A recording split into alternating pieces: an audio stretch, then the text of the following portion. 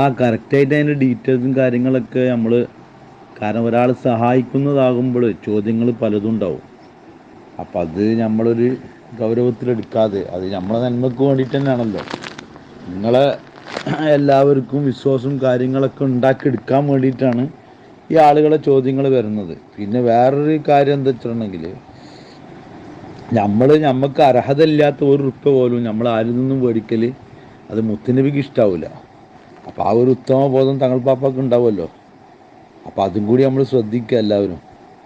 പിന്നെ തങ്ങൾ പാപ്പാണെങ്കിലും ശരി, അതിൻ്റെതായിട്ടുള്ള രൂപത്തിൽ ആളുകൾക്ക് സംശയമില്ലാത്ത രൂപത്തിൽ പ്രവർത്തനം കാര്യങ്ങളൊക്കെ അറിയിച്ച് മുന്നോട്ട് പോയാൽ തങ്ങൾ പാപ്പാക്കും റാഹത്താവും. ഇതിപ്പോൾ ഈ ആയത്ത് ഹദീസൊക്കെ എല്ലാ ആളുകൾക്കും ബാധകമാണ്. തങ്ങൾ മൊയിലേര് നാടെന്നൊന്നുമില്ല, അത് എല്ലാവർക്കും ബാധകമാണ്. അപ്പോൾ നമ്മൾ ഒരാളിൽ നിന്ന് നമ്മൾ മേടിക്കുന്ന പൈസ എന്ന് പറഞ്ഞു കഴിഞ്ഞാൽ നമ്മളെ ബുദ്ധിമുട്ടും നമ്മളെ പ്രയാസം കണ്ടിട്ട് തരികയാണ്. അപ്പോൾ ആ പ്രയാസം ബുദ്ധിമുട്ട് എന്ന് പറഞ്ഞു കഴിഞ്ഞാൽ ഈ കടവുമായിട്ട് ബന്ധപ്പെട്ടുള്ള പ്രയാസമാണ്. മറ്റുള്ള പ്രയാസങ്ങൾ ജനങ്ങൾ അതിൽ ശാരീക്കാവാന്ന് പറഞ്ഞാൽ അത് ചെറിയൊരു ബുദ്ധിമുട്ട് തന്നെയല്ലേ. അപ്പോൾ അത് മറ്റുള്ളവർക്ക് ഉപകാരപ്പെടാൻ വേണ്ടിയിട്ടാവണം നമ്മളെ പ്രവർത്തനങ്ങൾ. കാരണം എന്താ വെച്ചിട്ടുണ്ടെങ്കിൽ നമ്മളത് അത് കിട്ടിയാൽ അൽഹംദുലില്ലാഹ് എൻ്റെ കിട്ടിയിരിക്കണ, ഇനി ആരും എൻ്റെ അക്കൗണ്ടിലേക്കോ എനിക്കോ എന്ത് ചെയ്യേണ്ട, ഒന്നും അയക്കേണ്ടതില്ല എന്ന രീതിയിൽ തന്നെ ആവണം. അപ്പോഴെന്ത് ചെയ്യുള്ളൂ, അത് വേറെ പല ആളുകളും പല ബുദ്ധിമുട്ടായിട്ട് ഇവിടെ ലോകത്ത് നിലനിൽപ്പിന് വേണ്ടിയിട്ട് എന്ത് ചെയ്യണം, പ്രയാസപ്പെടുകയാണ്. അപ്പോൾ അവരിലേക്ക് അത് പോട്ടെ എന്നുള്ളതാണ് നമ്മൾ ചിന്തിക്കേണ്ടത്. ഏതായാലും ഒക്കെ അള്ളാഹു അവൻ്റെ ഇഷ്ടപ്പെട്ട രീതിയിലാക്കട്ടെ. പ്രവർത്തനത്തിനൊക്കെ അള്ളാഹു അർഹമായ പ്രതിഫലം തന്ന് നമ്മൾ കൂടെ നിന്നവർക്കൊക്കെ ഒരു പ്രയാസം ബുദ്ധിമുട്ടില്ലാത്ത രൂപത്തിൽ നടത്താൻ അള്ളാഹു അതിന് തൗഫീഖ് ചെയ്യട്ടെ ഇൻഷാ അല്ലാഹ്. അതുപോലെ തന്നെ തങ്ങൾ പാപ്പ പറഞ്ഞ ഒരു വീഡിയോസ്, കാരണം മതിലിൽ ഖുർആൻ എഴുതൽ അനുവദനീയമല്ല, ഒരു കാരണവശാലും അതൊരു നല്ലൊരു വിഷയമായിട്ട് എവിടെയും ഒരു കിതാബിലും പറഞ്ഞിട്ടില്ല. അപ്പോൾ അതൊക്കെ നമ്മൾ ഒരു വീഡിയോസ് ചെയ്യുമ്പോൾ പല ആളുകളും അതുമായിട്ട് ബന്ധപ്പെട്ടിട്ട് അറിവുള്ള ആളുകൾ നമ്മോട് സംശയം കാര്യങ്ങളൊക്കെ ചോദിച്ചിരിക്കണം. അപ്പോൾ അതൊക്കെ നമ്മൾ ശ്രദ്ധിക്കുക. കാരണം ചുമരിൽ ഒന്നും എഴുതാൻ പാടില്ല, ഖുർആൻ്റെ ഒരു ലഫ്ദ് പോലും ചുമരിൽ എഴുതാൻ പാടില്ല. അപ്പോൾ നമ്മൾ വീഡിയോസ് ചെയ്യുമ്പോൾ നമ്മൾ ശ്രദ്ധിക്കണം അങ്ങനത്തെ കാര്യങ്ങളൊക്കെ. നമ്മൾ ഓർമ്മപ്പെടുത്താനുള്ളൂ, ഒരു വിമർശനമായിട്ട് ആരും എടുക്കണ്ട. അസ്സലാമു അലൈക്കും തങ്ങളെ. എല്ലാ മനുഷ്യൻ്റെ നീയത്ത് അറിയുന്നവൻ അള്ളാഹു ആണ് തങ്ങളെ. ഞാൻ ചെയ്തത് ശരിയോ തെറ്റോ എന്നറിയുന്നവൻ അള്ളാഹു ആണ്.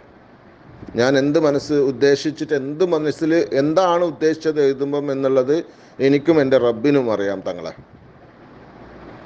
ഒരുപാട് സ്ഥലങ്ങളിൽ പള്ളികളിലും അവിടെ ഇവിടെയൊക്കെ എല്ലാ സ്ഥലങ്ങളും എഴുതി വെച്ചിട്ടുണ്ട്. ഞാൻ അതിന് കുറ്റപ്പെടുത്തല്ല, ഒരിക്കലും ഇല്ല.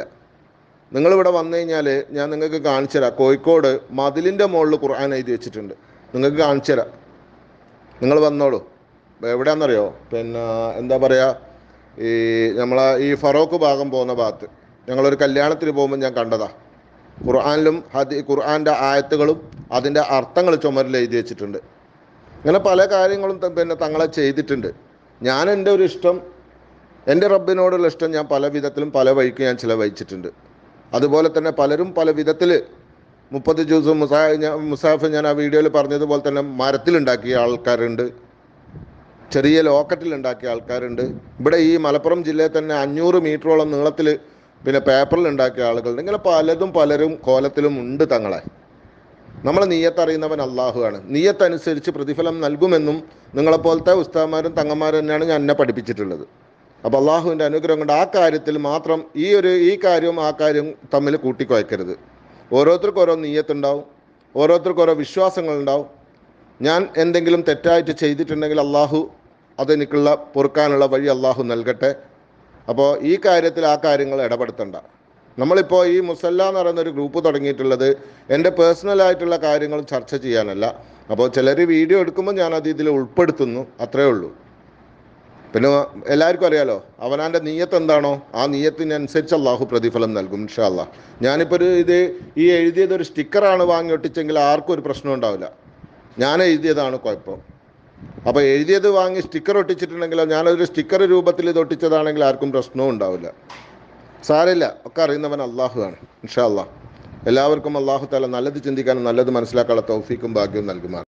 ഒരു വ്യക്തിയെ പറ്റി ഞാൻ നിങ്ങൾക്ക് ഇന്നിപ്പോൾ ഇവിടെ പരിചയപ്പെടുത്തി തരാം. പലിശയുമായി ബന്ധമുള്ള ഒരാളെടുത്ത്. ഇതുപോലെ ഒരുപാട് ആളുകളുണ്ട്. അദ്ദേഹത്തെ അപമാനിക്കാനോ അദ്ദേഹത്തിനെ പറ്റി പരിഹസിക്കാനോ ഒന്നിനല്ല ഞാൻ ഈ വീഡിയോ ചെയ്യുന്നത്. ഇതുപോലെ ഒരുപാട് ആളുകളുണ്ട് എന്ന് നിങ്ങളെ അറിയിക്കാനാണ് ഞാനിപ്പോൾ ഈ വീഡിയോ നിങ്ങളെ മുന്നിലെത്തി. അദ്ദേഹം പറയുന്നത് നമുക്കൊന്ന് കേട്ടു നോക്കാം. നിങ്ങളെ എന്റെ വണ്ടിക്കൊക്കെ അടവുണ്ട്, അതുപോലെ മറ്റേ തങ്ങന്മാരെ വണ്ടിക്കുണ്ടോ അടവുണ്ടല്ലേ? ആ എന്റെ ഒരു സ്ഥലം ബാങ്കിൽ വെച്ചിക്കണം, പലിശ ഹറാമാണ്. പക്ഷെ എല്ലാം നിങ്ങളോട് ചോദിക്കുമ്പോൾ നിങ്ങൾ തരുന്നില്ല. തങ്ങളിപ്പ ഞാൻ പറഞ്ഞത് എന്താ വെച്ചിട്ടുണ്ടെങ്കിൽ, ഒരാൾ എഴുതിയത് കൊണ്ടോ അല്ലെങ്കിൽ ഒരാൾക്ക് വേറെ എന്തെങ്കിലും രൂപങ്ങളിൽ ഒരാൾ അതിൽ ബന്ധപ്പെട്ട് കിണിച്ചിട്ടോ അത് എല്ലാവർക്കും ഹലാലാവുന്നില്ല. ഇപ്പം നിങ്ങൾ തങ്ങളിപ്പാപ്പാനോ നൂറാബീബ് തങ്ങളിപ്പാപ്പാനോ വെച്ചിട്ട് നിങ്ങളൊരു വീഡിയോസ് പറഞ്ഞു എങ്ങനെ പലിശനെ പറ്റിയിട്ട്, ഇവിടെ ഏത് തങ്ങളിപ്പാപ്പാരെ വണ്ടിയോ പലിശ ഇല്ലാത്തതെന്ന്. പക്ഷെ നമുക്ക് ദലീൽ ഞാനും നിങ്ങളല്ല, എൻ്റെ വണ്ടിക്കും എന്തുണ്ട് പലിശയും കാര്യങ്ങളൊക്കെ ഉണ്ടാവാം. പക്ഷേ അത് നമ്മൾ പബ്ലിക്കിൻ്റെ ഇടയിലൊരു വീഡിയോസ് ഇടുമ്പോൾ നമ്മളത് നല്ല ശ്രദ്ധിക്കണം. കാരണം ആ മുന്നാസ് നിങ്ങൾ തങ്ങളാണ്, ഞാൻ തങ്ങളാണ്, നൂറാബീബ് തങ്ങളാണ്. അപ്പോൾ അവരിൽ നിന്ന് എന്തെങ്കിലും അവമര്യാദയായിട്ട് എന്തെങ്കിലും സംസാരം വരുമ്പോൾ യൂട്യൂബിലൂടെ അത് വൈറലാകുമ്പോൾ ആളുകൾ നമ്മോട് ചോദ്യം ചെയ്യും. അങ്ങനെയാണ് നമ്മൾ എന്ത് ചെയ്യണത്, അവരെടുത്ത് നമ്മൾ വിവരമില്ലാത്ത ആളുകളാവണത്. അപ്പോൾ നമ്മൾ പ്രത്യേകം ആ ഒരു വിഷയം നമ്മൾ പ്രത്യേകം ശ്രദ്ധിക്കണം. അപ്പോൾ തെറ്റ് നമ്മൾ അവിടെ ചെയ്തിക്കണ്, ഇവരെ പള്ളിക്കലുണ്ട് അവരെ പള്ളിക്കുണ്ട്, പള്ളിയിൽ എഴുതണവരെ തെറ്റാണേ.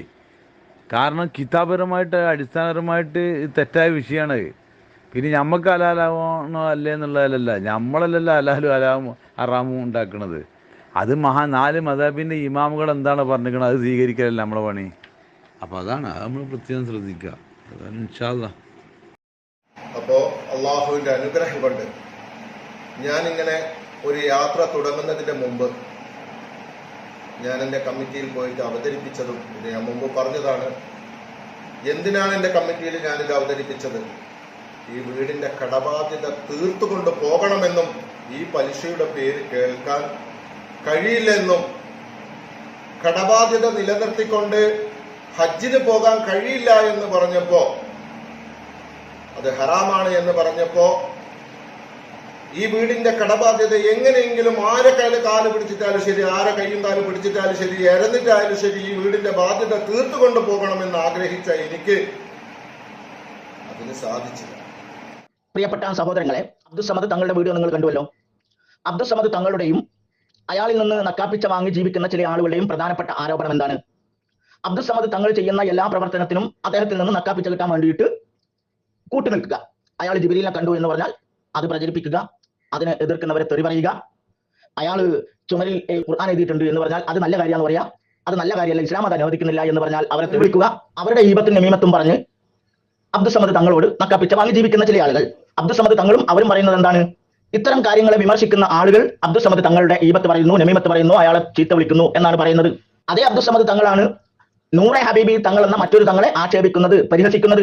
അയാൾ പറയുന്നു ഞാൻ പരിഹസിക്കുകയല്ല, ഞാൻ കുറ്റപ്പെടുത്തല്ല എന്ന് പറഞ്ഞാൽ അത് പരിഹാസമല്ലാതിരിക്കോ, കുറ്റപ്പെടുത്തലല്ലാതിരിക്കോ, ഈബത്തല്ലാതിരിക്കോ? ഇല്ല.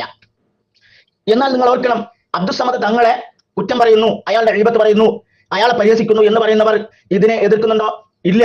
എന്തുകൊണ്ട് അവർ എതിർക്കാത്തത്? അബ്ദുസ്സമദ് തങ്ങളിൽ നിന്ന് കിട്ടുന്നത് ഇല്ലാതായി പോകും, അതാണ് കാരണം. അല്ലെങ്കിൽ അവർക്ക് തെറ്റാണെന്ന് തോന്നിയത് കൊണ്ട്, ഈബത്താണെന്ന് തോന്നിയത് കൊണ്ടാണ് എതിർപ്പെങ്കിൽ അബ്ദുസ്സമദ് തങ്ങളെയും എതിർക്കുന്നില്ല. നൂറെ ഹബീബി തങ്ങൾ പലിശയുമായി ബന്ധമുള്ള ആളാണെന്നാണ് ഇയാൾ പറയുന്നത്. നൂറെ ഹബീബി തങ്ങളെ ആക്ഷേപിക്കലല്ലേ, പരിഹസിക്കലല്ലേ, കുറ്റം പറയലല്ലേ? ഇത് ചെയ്യാൻ പാടുണ്ടോ? ആ നൂറെ ഹബീബി തങ്ങളെടുത്ത് പോയി എനിക്ക് എന്നെ സഹായിക്കണമെന്നും പറയുക. ഞാൻ ചോദിക്കട്ടെ, പലിശയുമായി നൂറെ ഹബീബി തങ്ങൾക്ക് ബന്ധമുണ്ടെന്ന് അറിയുന്ന ഇയാൾ എങ്ങനെയാണ് പലിശയുമായി ബന്ധമുള്ള നൂറെ ഹബീബി തങ്ങളെടുത്ത് പോയിട്ട് സഹായം അഭ്യർത്ഥിക്കുക? അബ്ദുസ്സമദ് തങ്ങൾക്ക് നൂറെ ഹബീബി തങ്ങൾ കൊടുക്കാമെന്ന് പറഞ്ഞാൽ 2 ലക്ഷം രൂപ വാങ്ങാൻ പറ്റുമോ? അപ്പോൾ അബ്ദുസ്സമദ് തങ്ങൾക്കും അയാളുടെ നക്കാപ്പിച്ച വാങ്ങി ജീവിക്കുന്ന അയാളുടെ കൂട്ടാളികൾക്കും ഏത് ഉസ്താദിനെയും ഏത് തങ്ങളെയും ചീത്ത പറയാം, ഏത് തങ്ങളുടെ പേരിലും ആക്ഷേപം ഉന്നയിക്കാം, ഏത് തങ്ങളെക്കുറിച്ചും ഏത് ഉസ്താദിനെ കുറിച്ചും ഈബത്ത് പറയാം, തെറി പറയാം, അതിനൊന്നും വിരോധമില്ല. ഞങ്ങൾ നക്കാപ്പിച്ച വാങ്ങി ജീവിക്കുന്ന തങ്ങളെക്കുറിച്ച് ആരും ഒന്നും പറയാൻ പറ്റില്ല എന്നൊരു നിലപാടാണ് ഇവർക്കുള്ളത്. എന്തെങ്കിലും ഒരു ചർച്ചാ വിഷയം വന്നു കഴിഞ്ഞാൽ അത് പരസ്പരം എൻ്റെ സഹോദരങ്ങൾ അങ്ങോട്ടും ഇങ്ങോട്ടും ചർച്ച ചെയ്യേണ്ട, ഒരു ഫിത്തന പരത്തണ്ട, ഒരു ഫസാദ് പരത്തണ്ട എന്നുള്ള രീതിയിലാണ് വിമർശിക്കുന്നവരെ ഞാൻ ഇതിൽ നിന്ന് റിമൂവ് ചെയ്തത്. എന്നെ ഇഷ്ടമല്ല എന്ന് തോന്നുന്നവരെ ഞാനിതിൽ നിന്ന് ഒഴിവാക്കിയത്, അതായത് അവരെ റിമൂവ് ചെയ്തത്. നിങ്ങൾക്ക് ഈ ഗ്രൂപ്പിലൂടെ പറയുമ്പോൾ എന്നെ നേരിട്ട് വിളിച്ച ഒരാൾ തന്നെയാണ് ഇന്നലെ കയ്യിൽ എത്ര കിട്ടി എന്നുള്ളത്. അപ്പോൾ PM വന്നിട്ട് ഒരുപാട് കാര്യങ്ങൾ എനിക്ക് അനുകൂലമായിട്ടും എന്നോട് നല്ല രീതിയിൽ സംസാരിക്കുകയും ചെയ്തിട്ട് ഗ്രൂപ്പിൽ വന്നിട്ട് കയ്യിൽ എത്ര കിട്ടിയെന്ന് ചോദിച്ചാൽ ആർക്കാ വിഷമമില്ലാതിരിക്കുക? നിങ്ങളൊന്ന് പറയും. പേഴ്സണലായിട്ട് PM വന്നിട്ട് ഭർത്താവ് വന്നു കഴിഞ്ഞാൽ ഒരു മുസല്ല വാങ്ങുമെന്നും പിന്നെ എനിക്ക് മുസല്ല വാങ്ങണമെന്ന് ആഗ്രഹമുണ്ടെന്നും ഒരുപാട് നല്ല കാര്യങ്ങൾ പറഞ്ഞിട്ട് പിന്നീട് വന്നിട്ട് കയ്യിൽ എത്ര കിട്ടിയെന്നുള്ളത് അതും PM തന്നെ ചോദിക്കാമല്ലോ. അത് PM ചോദിക്കാതെ നേരിട്ട് ഗ്രൂപ്പിൽ വന്ന് ചോദിച്ചത് കൊണ്ടാണ് എനിക്ക് ചെറിയ വിഷമമായത്.